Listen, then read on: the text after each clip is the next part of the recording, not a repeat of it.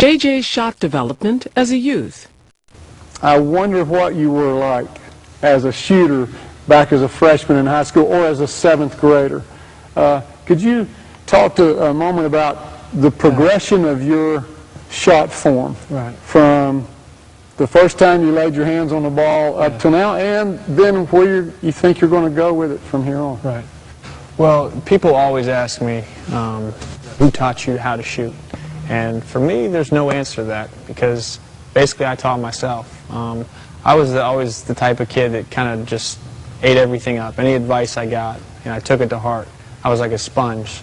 So I remember, I had one coach when I was 12. He told me, you need to start putting rotation on the ball, because from 7 to 12, I shot with my left thumb like a lot of shooters do. The little thumb flick with the little spin on the ball. I actually shot a knuckleball.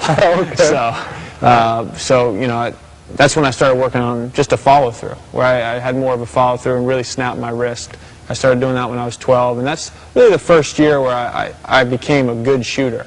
And the big difference for me happened 8th grade. I broke both wrists at different times, though. And when my left wrist was in a cast, I would literally sit for hours underneath the goal and just shoot one-handed. And then I eventually worked my way to the free throw line, to the elbows, all the way out to the three-point line, just shooting one-handed. My left arm would be hanging on my side. And when I got my cast off, that's really the first time that I used my left hand strictly as a guide hand. No more thumb flick. No more thumb flick. So the solution to the thumb flick was to break your wrist. I got to put that. There's an easier way to that. Again, all you have to do is put your hand behind your back. But, well, I'm glad to hear that, though. Some just don't feel like they can get that out. And that was something, I can't even think of somebody specific that said you don't need to use your thumb.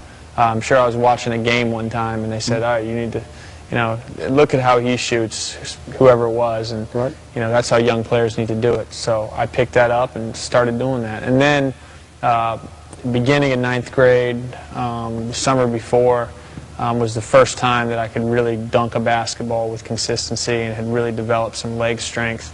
And that's when I started to develop an actual jump shot instead of a set shot. I had the form up top, but that's, as I got older and stronger, that's when I developed my jump shot. And my freshman and sophomore year, I kind of shot the same. It was more of a pocket shot, with elevation. And then junior and senior year, I developed the shot that you see today, which is, kind of more in front. I'm still in a pocket, but more in front and a little bit higher release. And again, with the elevation of the legs. And then even in college, the thing I learned to do, and I'm not advising young players to shoot like this, but I learned to shoot off balance. I learned to make shots from ridiculous angles. I learned to shoot off the dribble where you got to kick your leg out just to draw a foul. I learned how to do all those tricks in college. You mean you didn't start out doing that? No. Okay. No, I started out using unbelievable form. Listen, when they get to your level, the level that you were at, I'd love to make this perfectly clear.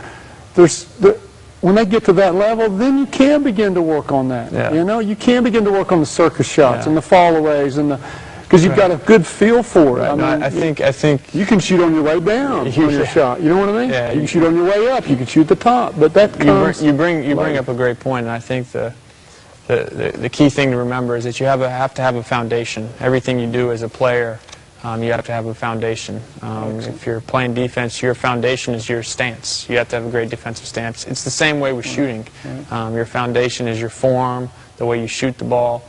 And then as you get better at that and have that in your repertoire, then you can start working on off-balance shots and kicking your leg out when you shoot and all that other good stuff. Well, I think at this level now, as long as you just get a tenth of a second look at the rim for you, whether your feet are pointed to the rim or not, I've taken enough shots to the point where I can even adjust in midair to get my body squared. I've worked on it enough to where I can hit a high percentage even if I'm not necessarily shooting it the right way. How to develop a young player's shot. JJ, if you had a son and you were trying to start him out in the game, and build him up, Where would you start? What would you start with? What skill?